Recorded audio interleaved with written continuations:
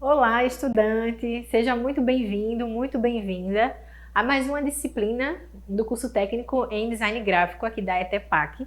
Eu sou a professora Mariama Aquino e se você ainda não me conhece, né, eu sou a professora que vai estar com você ao longo da disciplina de Direção de Arte e Produção Gráfica. Estamos na unidade 1 e vamos começar, né, do começo. Nessa primeira unidade, né, da disciplina de Direção de Arte e Produção Gráfica, a gente vai focar nesses 3 tópicos, tá? Que é uma breve história da imprensa e da direção de arte, que aí é para a gente se situar um pouco, né, em entender como começou essa história da imprensa, porque a imprensa, ela não nasceu como a gente conhece hoje em dia, né? E também para entender a função da direção de arte. Depois a gente vai dar uma focada no que é a direção de arte, o que acontece dentro da direção de arte, quais são as principais habilidades, né? Qual é a função de um diretor de arte, o que é que ele faz e de que maneira o design gráfico se relaciona com isso. Então, a gente começa lá do começo, né, falando da pré-história, né? Em aproximadamente 3.200 anos antes de Cristo, com a escrita cuneiforme na Mesopotâmia, né, com os povos sumérios, né? Então, foi um dos primeiros tipos de escrita que conhecemos na história, né? Os primeiros registros. Ele era feito em tabuletas, né, de argila e eram gravados símbolos, né? Então, era uma comunicação totalmente diferente da que conhecemos hoje. Era uma escrita bem diferente, né?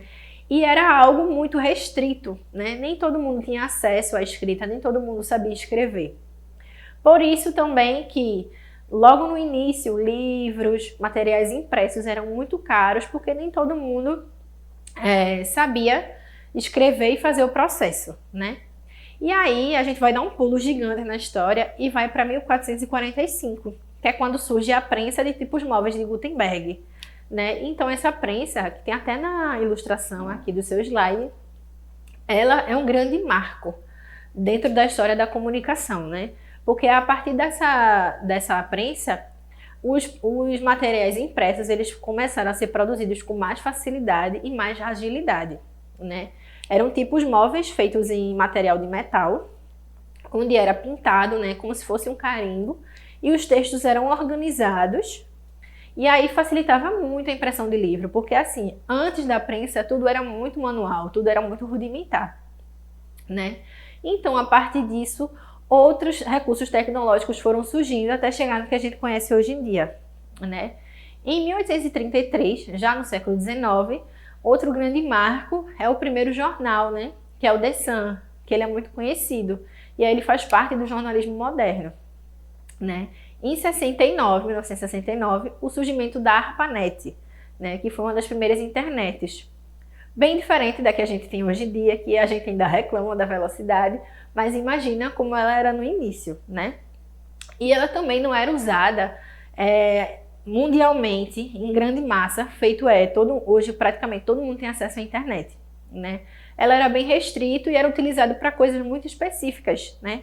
Inicialmente para pesquisas científicas, tá? E aí a gente chega no século XX com as redes sociais, design, a publicidade digital, né? Então a imprensa, ela sai lá dos primeiros jornais e vem até as redes sociais que a gente tem hoje, né? Praticamente quase ninguém consome jornal impresso. E aí a gente fala agora da escola de Bauhaus e a arte moderna. E de que maneira isso tem a ver com a história da imprensa e com a direção de arte, né? A escola da Bauhaus, ela é um marco bem importante dentro dessa trajetória da comunicação, porque ela foi uma escola que unia arte e técnica, né? Então foi a partir daí que as tipografias passaram a mudar e ficar mais modernas e atualizadas, né? E a escola Bauhaus pensava muito na funcionalidade das coisas, né? Então ela influenciou diretamente a direção de arte e a forma da comunicação contemporânea, né? O layout que a gente conhece hoje, dos programas, tudo tem influência da escola Bauhaus e da arte moderna, né? As tipografias, a harmonia mais suave. E aí a gente chega na direção de arte, né? A direção de arte, propriamente dita, como conhecemos hoje em dia, ela ganha um grande espaço e passa a ser muito utilizada depois da Revolução Industrial. Porque após a Revolução Industrial, as marcas, as empresas passaram a modificar a comunicação, né, com o cliente, com as pessoas. Precisavam de uma comunicação mais eficiente, porque precisava vender seus produtos, né? Então, essa comunicação precisava de uma organização, precisava dos fundamentos e das técnicas da direção de arte e design gráfico, né? Então, os conhecimentos que a gente sabe de tipografia, de cor, de harmonia, equilíbrio, tudo isso passou a ser muito útil e fundamental, né? E aí a direção de arte, ela envolve a publicidade, ela também está no visual merchandising, em campanhas, envolve a criação e conceitos visuais criativos. E aí eu separei alguns tópicos destacando os principais conceitos do que é a direção de arte, né? É a criação do universo digital de uma marca, universo visual de uma marca, ideia ou campanha. Então a direção de arte, ela vai transformar uma ideia que a princípio é um texto em algo visual, né? Então, ela vai comunicar, informar e persuadir através das estratégias visuais. Unir a criatividade e técnica para transformar os conceitos em imagens impactantes, né? E essa função, né, da direção de arte, ela existe em diversas áreas, mas eu destaquei algumas aqui que são as principais, né? Que é na publicidade, no design gráfico, cinema, moda e na internet. Dentro da direção de arte, geralmente os projetos eles são feitos em algumas etapas, né? Essas etapas não são necessariamente lineares, ou seja, um projeto já na sua etapa de finalização ele pode sim voltar para alguma etapa para fazer algum ajuste, né? E também é um tipo de trabalho que é feito em equipe, né? Então você não vai desenvolver um projeto sozinho. Geralmente, um diretor de arte, né, ele pode ser da área de publicidade, da área de artes visuais e design gráfico, né? Geralmente são dessas áreas. Também tem diretor de arte que não é de nenhuma dessas áreas, mas tem grande conhecimento, né? Então, para começar um projeto, para começar a desenvolver um projeto, a gente começa pelo briefing, né?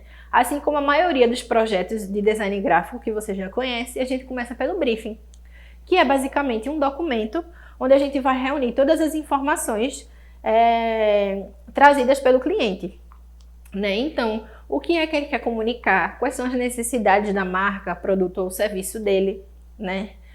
Como é que ele quer, o que é que ele quer trazer com essa campanha, né? O que é que ele quer comunicar e provocar nas pessoas. Então, a partir de todas essas informações, a gente parte para a etapa da pesquisa de referências, que é uma etapa fundamental, né?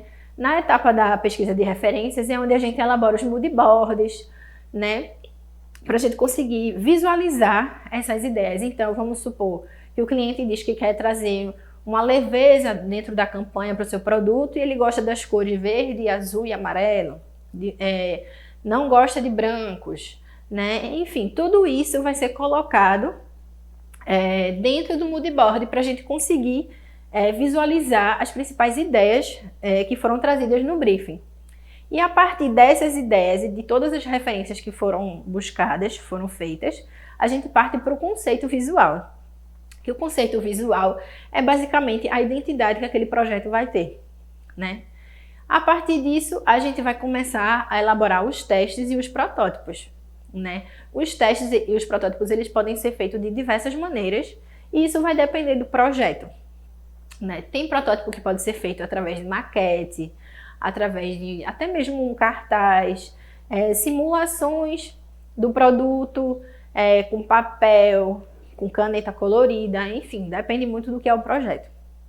Após fazer esses testes, né, que a etapa de teste ela é bem importante, porque se a gente vê que não está funcionando, a gente consegue ajustar, né? Então, dessa maneira, a gente já poupa tempo de fazer essa correção depois do produto já lançado, né? E também, financeiramente falando, bom, né? Porque a gente vai evitar desperdício, né? Então, depois do teste ter sido aprovado, pelo cliente e a gente parte para a produção, que é a parte de produzir propriamente dito, né? Colocar a mão na massa.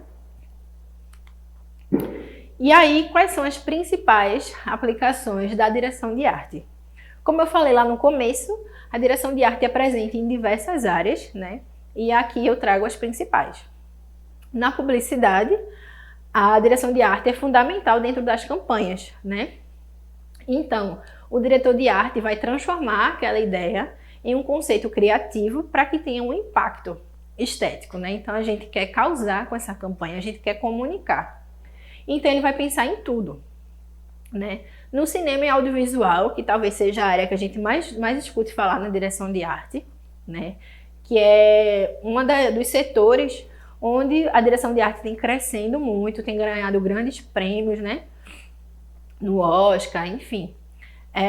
O diretor de arte pode trabalhar com diversas coisas, né? Desde a criação de cenários, elaborar a paleta de cor de um filme ou de uma novela, os figurinos, pensar na ambientação, é realmente criar essa experiência estética, né?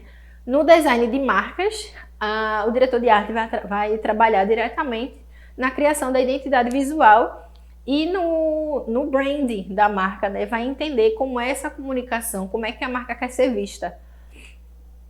E no visual merchandising, vai trabalhar na elaboração de layout de vitrine, do espaço e criar essa experiência do cliente quando ele entra dentro de uma loja, quando ele se depara com o aroma do espaço, as prateleiras, o manequim, enfim, tudo isso. E aí, a gente para pensar assim, além da formação de um diretor de arte, em tudo que ele faz, quais são as principais funções e competências que ele vai ter dentro de um trabalho, dentro de um projeto, né? Então, o diretor de arte ele vai trabalhar na criação desse conceito visual, né? Também coordenar as equipes criativas, né? Então, geralmente, dentro de um projeto com direção de arte, o diretor de arte, que muitas vezes pode ser você, design gráfico, né? Vai trabalhar diretamente com o redator, que é a pessoa responsável por todo o texto, a parte escrita, essa comunicação, né? Também vai lidar com design, que muitas vezes pode ser você, o design e o diretor de arte, ilustrador, enfim. A equipe é muito diversa porque, como falei, vai depender do projeto, né? E assim, tem coisas que são fundamentais, como por exemplo, o domínio de softwares de edição, né? Photoshop, Illustrator, GIMP, After Effects, Inkscape e outros diversos softwares de edição que trabalham com imagem, né? E aí ele vai ser também responsável pela identidade visual e também tem que entender que tem que ter uma coerência estética, né? A estética tem que ter tudo a ver com o que o cliente deseja, né? O cliente que eu falo é quem contrata, quem solicita um serviço de um diretor de arte. Então é isso. Nessa aula a gente pôde conhecer um pouco, né, do início da imprensa até a direção de arte, como ela funciona hoje, as principais funções e habilidades do diretor de arte e os principais campos de atuação. Aguardo você na próxima aula. Tchau, tchau!